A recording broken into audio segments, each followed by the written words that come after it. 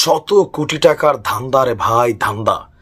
উপদেষ্টা আসিফ মাহমুদকে নিয়ে একটা স্টেটাস দিয়েছেন সাংবাদিক ইলিয়াস। আপনি অবাক হয়ে যাবেন, এই জুলাই বিপ্লব চেতনা করতে করতে যদি সাংবাদিক ইলিয়াসের এই অভিযোগ সত্য হয়ে থাকে, তাহলে শত শত কোটি টাকা ধান্দা বাণিজ্য করছে এই কথিত উপদেষ্টারা, যাদের মোটিভ আসলে দল গঠন করে লুটপাট আর ধান্দাবাজি করে। দেশের রাজনীতিতে আরেকটি নতুন চমকের সংবাদ দিলেন ডাক্তার পিনাকি ভট্টাচার্য।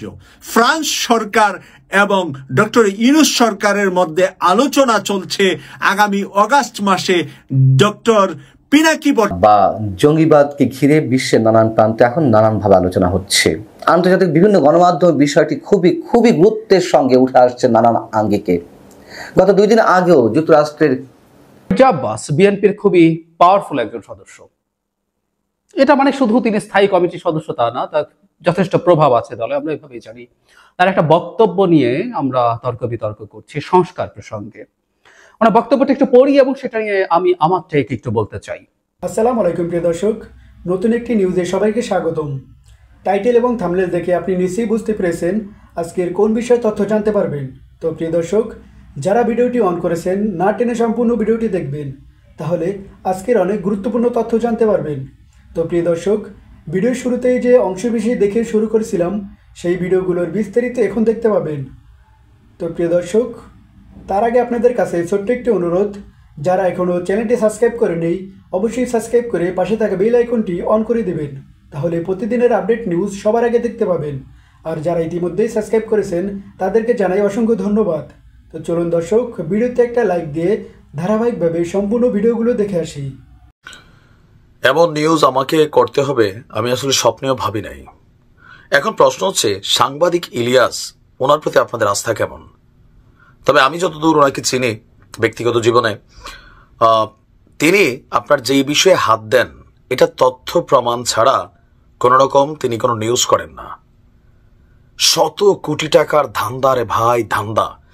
উপদেষ্টা আসিফ মাহমুদকে নিয়ে একটা স্টেটাস দিয়েছেন সাংবাদিক ইলিয়াস। আপনি অবাক হয়ে যাবেন, এই জুলাই বিপ্লব চেতনা করতে করতে যদি সাংবাদিক ইলিয়াসের এই অভিযোগ সত্য হয়ে থাকে, তাহলে শত শত কোটি টাকা ধান্দা বাণিজ্য করছে এই কথিত উপদেষ্টারা, যাদের মোটিভ আসলে দল গঠন করে লুটপাট আর ধান্দাবাজি করা। আমার কথা না, মানে কমেন্টের মধ্যে এমন হাজার হাজার মন্তব্যে ছেয়ে গেছে। গেল 6 ঘন্টা আগে সাংবাদিক ইলিয়াস একটা স্টেটাস দিয়েছেন, আসিফ নজরুলের চেলা আসিফ মাহমুদ ছাত্র উপদেষ্টা শত কোটি টাকা মারার প্রজেক্ট নীরবে চলছে, এবং তিনি স্পেসিফিকলি এখানে একদম সবকিছু উল্লেখ করেছেন। নিশ্চয় আসিফ মাহমুদ তার বিরুদ্ধে ওঠা এই অভিযোগ খণ্ডন করবেন। আর জাতি হিসাবে আপনারা কাকে বিশ্বাস করবেন যে আগামী দিনে আসলে এই দেশের রাষ্ট্র ক্ষমতায় কাদেরকে আমরা বসাতে যাচ্ছি অথবা কাদেরকে বসাবো, এখনো কিন্তু আমরা কনফিউশন। কে লিখেছেন তিনি? একটি বাসায় বসে ঢাকা উত্তরের 129টি ওয়ার্ড স্থানীয় প্রশাসকের ইন্টারভিউ নিচ্ছেন নাগরিক পার্টির যুগ্ম সদস্য সচিব আলাউদ্দিন মোহাম্মদ। মহাখালী ডিওএইচএস এর 31 নং রোডের 469 নং বাসার 3য় তলায় চলছে রমরমা এই বাণিজ্য। সর্বশেষ ইন্টারভিউ সহ লেনদেনগুলো বৈষম্য বিরোধীর আবু সাঈদ লিয়ন, যে আসিফ মাহমুদের ক্যাশিয়ার, সে এই টাকাগুলোকে ডিল করে। নাগরিক কমিটির যুগ্ম সদস্য সচিব ঢাবি শিক্ষার্থী লুৎফুর, যে কিনা ছাত্র অধিকার পরিষদের একজন নারী নেত্রীকে ধর্ষণের অভিযোগে গ্রেপ্তার হয়েছিল। ধর্ষণের অভিযোগে অভিযুক্ত লুৎফুর এই ভাইবা নেওয়ার সময় নাগরিক কমিটির প্রতিনিধি হিসাবে সেখানে উপস্থিত ছিল। 15 মার্চ দুপুর 11টার পর থেকে আপনার এই ইন্টারভিউ শুরু হয়।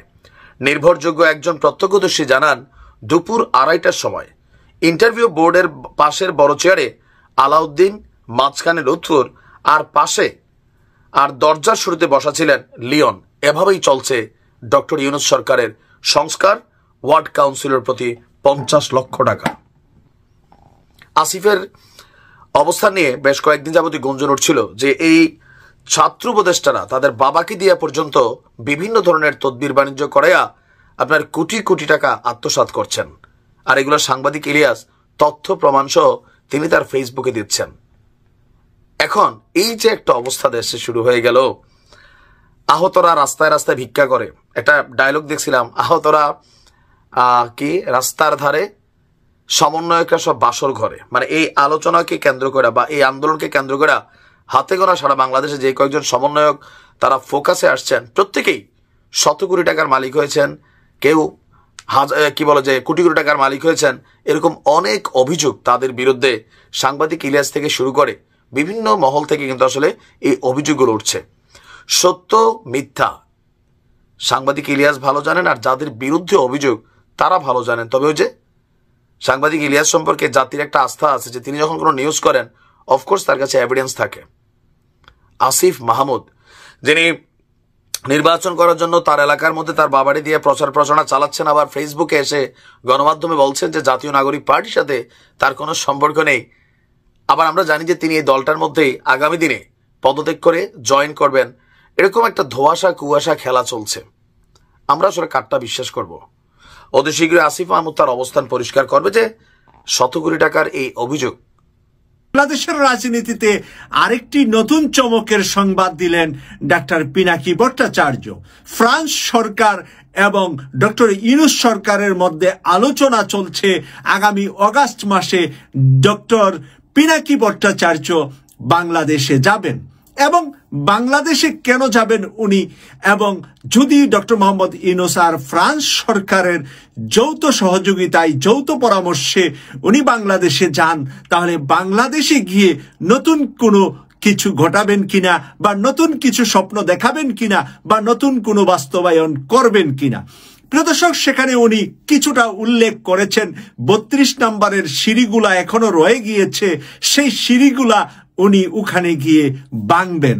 ওনার ভিডিওতে গতকাল সেগুলা দেখিয়েছেন এবং বলেছেন কিভাবে ভাঙতে হয়, কিভাবে ভাঙতে হবে, কতগুলা পোকা দিয়ে উনি টেস্ট দেখিয়েছেন এবং কিভাবে এই টেস্টটা দেখিয়েছেন। আপনারা যারা তার ভিডিওটা দেখেছেন সেখানে নিশ্চয়ই দেখেছেন।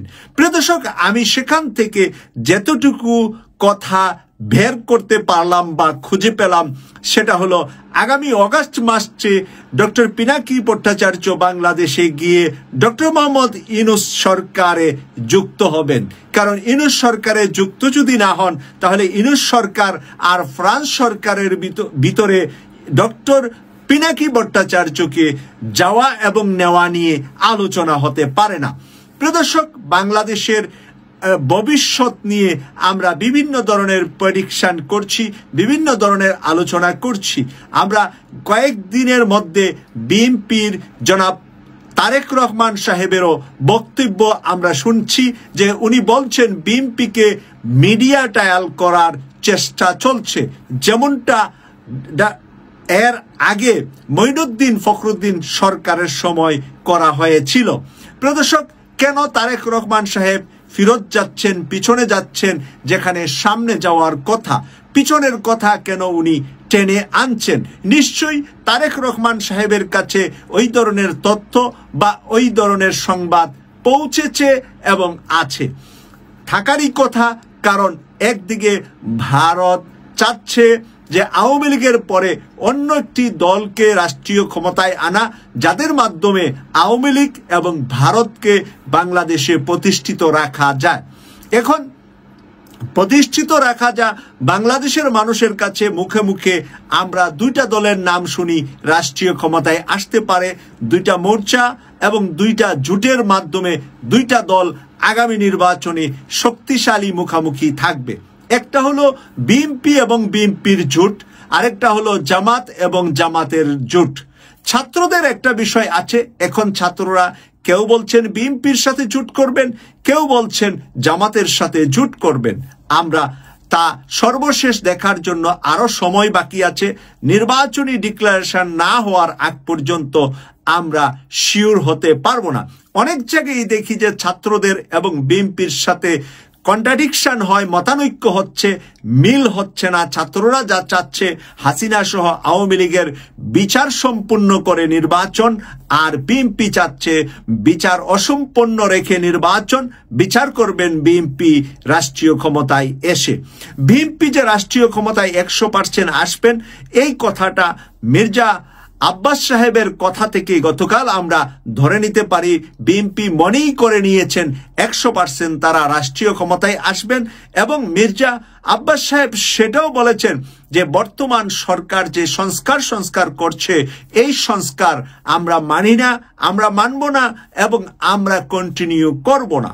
মানে এই সরকার যত সংস্কারই করুক না কেন সেই সংস্কারগুলা বাস্তবে রূপ বিএনপি সরকারে গেলে নিবে না, তখন ছাত্রদের জন্য হয়ে যাবে মহাবিপদ।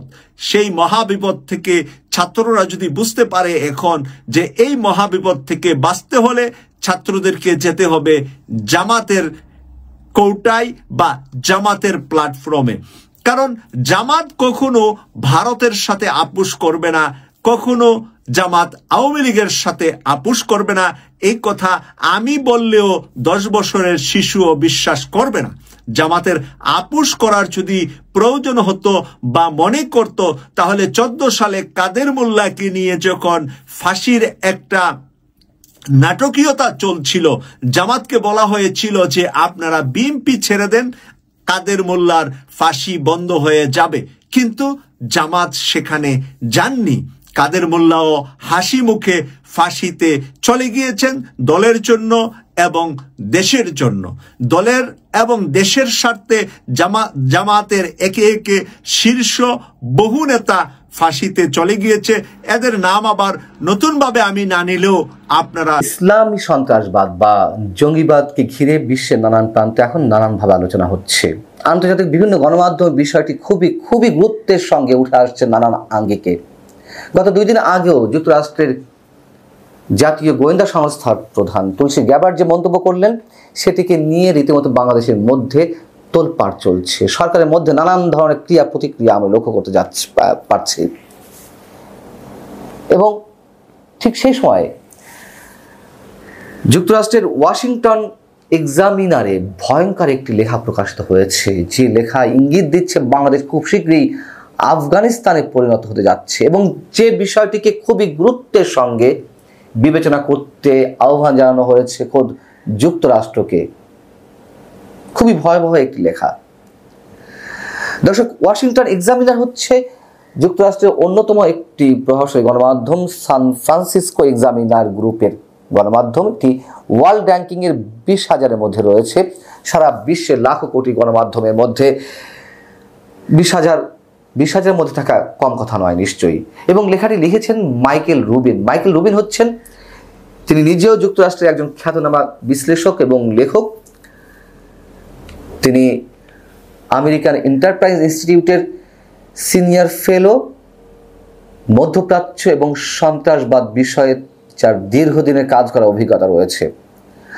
আমেরিকান এন্টারপ্রাইজ ইনস্টিটিউট সম্পর্কে বলতে গেলে বা বলতে হয় যে এটি অনেক প্রাচীন একটি সংস্থা। 1938 সালে এটি প্রতিষ্ঠিত হয়। এটি বিভিন্ন রাষ্ট্রের সরকার, অর্থনীতি, রাজনীতি এবং সমাজ কল্যাণ নিয়ে গবেষণা করে, একটি অলাভজনক প্রতিষ্ঠান। সেই প্রতিষ্ঠানে সিনিয়র ফেলো মাইকেল রুবিন। আমি লেখাটির গুরুত্ব বোঝাতে গিয়ে লেখক এবং বিভিন্ন প্রতিষ্ঠান, সংশ্লিষ্ট বিভিন্ন প্রতিষ্ঠান সম্পর্কে বললাম। এই লেখাটি আবার আমেরিকান এন্টারপ্রাইজ ইনস্টিটিউটের ওয়েবসাইটেও প্রকাশিত হয়েছে। লেখাটির শিরোনাম হচ্ছে is Bangladesh the next Afghanistan. এই লেখাতে আফগানিস্তান প্রসঙ্গে এমনভাবে আনা হয়েছে যার শুরুতে বলা হচ্ছে যে 2001 সালে ওসামা বিন লাদেনের যে সন্ত্রাসী নেটওয়ার্ক, সেই সন্ত্রাসী নেটওয়ার্কের যে কার্যক্রম, কার্যবিধি, এগুলো বুঝতে আমেরিকা ব্যর্থ হয়েছিল, যার কারণে টুইন টাওয়ারে হামলার মতন বিষয়ে শিকার হতে হয়েছিল যুক্তরাষ্ট্রকে পে করতে হয়েছিল। এবং এটিকে কেন্দ্র করে যুক্তরাষ্ট্রের ডেমোক্র্যাট এবং রিপাবলিকানরা একে অপরকে দুষছিলেন। এ বলছেন যে তাদের কারণে অবস্থা হয়েছে, ও বলছে এদের কারণে অবস্থা হয়েছে। রিপাবলিকান ডেমোক্রেটটা কেউই তারা এর গুরুত্ব বুঝতে পারেনি, সেই কথা এখানে উল্লেখ করা হয়েছে। এবং 2000 সালে একইভাবে আফগানিস্তানে তালেবানদের উত্থানে যুক্তরাষ্ট্রের যে ভ্রান্ত নীতি ছিল, যেমন বিল ক্লিন্টন বিষয়টিকে কোনো গুরুত্বই দেয়নি, তিনি এটিকে আড়াল করতে চাইছিলেন, ইম্পর্টেন্সের বাইরে রেখেছিলেন, যার কারণে যুক্তরাষ্ট্রকে অনেকভাবে পরাজিত হতে হয়েছে আফগানিস্তানের বুকে। সেই বিষয়গুলো বিবেচনায় রেখে তিনি বাংলাদেশ প্রসঙ্গে এনেছেন যে এটিও আফগানিস্তানের রূপ নিতে যাচ্ছে। যুক্তরাষ্ট্রকে এ কারণেই খুবই গুরুত্বের সঙ্গে বিষয়টি বিবেচনায় নিতে হবে এবং প্রয়োজনীয় পদক্ষেপ গ্রহণ করতে হবে।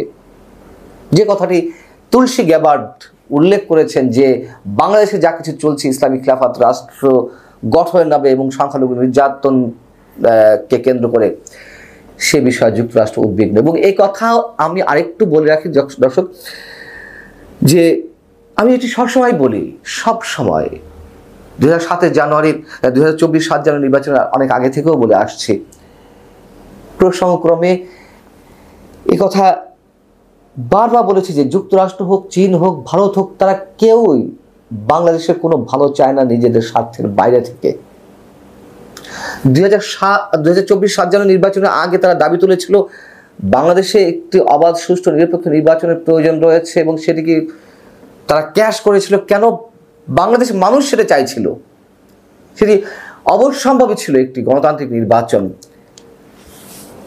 যুক্তরাষ্ট্র সেটিকে নিয়ে খেলেছিল। এখন আবার যুক্তরাষ্ট্র এই ইসলামী সন্ত্রাসবাদকে নিয়ে খেলবে। তারা তো খেলবে, আমরা অস্ত্র তুলে দিলে তারা খেলবে না। কিন্তু তারা যখন যেটিকে ক্যাশ করে সেটির কিন্তু বাস্তবতা অবশ্যই থাকে। এখন কি এই যে ইসলামী সন্ত্রাসবাদের কথা উল্লেখ করা হচ্ছে, এটির কোনো বাস্তবতা আমাদের দেশে নেই? মাইকেল রুবিন যা বলছে সে বিষয়ে যায়, তাহলেই বোঝা যাবে। মাইকেল রুবিন বলছেন যে 2024 সালের আগস্টে শেখ হাসিনাকে পদত্যাগে বাধ্য করার পরে দেশটির পরিস্থিতি ক্রমান্বয়ে আরো জটিল হয়ে উঠছে। তার পতনের পর দেশে ইসলামপন্থী গোষ্ঠীগুলো মাথাচাড়া দিয়ে উঠছে এবং হেফাজতে ইসলামের মতন সংগঠনগুলোর ছত্রছায়ায় কিফায়েতি মুজলিস, আল্লাহর দল বা আহলে হাদিস আন্দোলন, এই সংগঠনগুলো এক হয়ে বাংলাদেশের খিলাফত রাষ্ট্র প্রতিষ্ঠার লক্ষ্যে কাজ করে যাচ্ছে এবং তাদের ঘোষণা বাংলাদেশ আফগানিস্তান হবে, আমরা হব তালেবান। এবং এই স্লোগান তো নতুন কিছু নয়, আরো 20-22 বছর আগে থেকে আমরা এই স্লোগান শুনে আসছি, আমরা সবাই তালেবান, বাংলা হবে আফগান। রুবিনের মতে যে বাংলাদেশ আজ আফগানিস্তানের 2000 সালের মতো অবস্থা রয়েছে। তিনি সতর্ক করে বলছেন, যেমনটি আল কায়েদার নেতা Osama bin Laden New York ও ওয়াশিংটনে সন্ত্রাস ছড়াতে পেরেছিলেন কারণ তৎকালীন মার্কিন প্রশাসন এটি প্রতিরোধে ব্যর্থ হয়েছিল, তেমনি বর্তমানে বাংলাদেশের পরিস্থিতির দিকে যুক্তরাষ্ট্রের নজর না থাকলে এটি সন্ত্রাসের একটি নতুন কেন্দ্রে পরিণত হবে। তিনি বেশ কয়েকটি কারণ দেখিয়েছেন, ভৌগোলিক বা প্রাসঙ্গিক কিছু বিষয় নিয়ে এসেছেন। তিনি বলছেন যে বাংলাদেশকে আফগানিস্তানের চেয়ে বেশি বিপজ্জনক বলে মনে হয় দুটি কারণে। একটি হচ্ছে বাংলাদেশ বিশ্বের সবচেয়ে ঘনবসতিপূর্ণ দেশগুলোর একটি, যেখানে শহরে বস্তি থেকে সন্ত্রাসীদের বিতাড়িত করা পাহাড়ি গুহার চেয়ে কঠিন। আর আফগানিস্তান স্থল বিস্তৃত হলেও বাংলাদেশের সমুদ্র পথ দিয়ে এখানে প্রবেশ করা, বিভিন্ন জঙ্গি গোষ্ঠীর সদস্যদের প্রবেশ করা খুবই সহজ। এবং ডক্টর মোহাম্মদ ইউনূস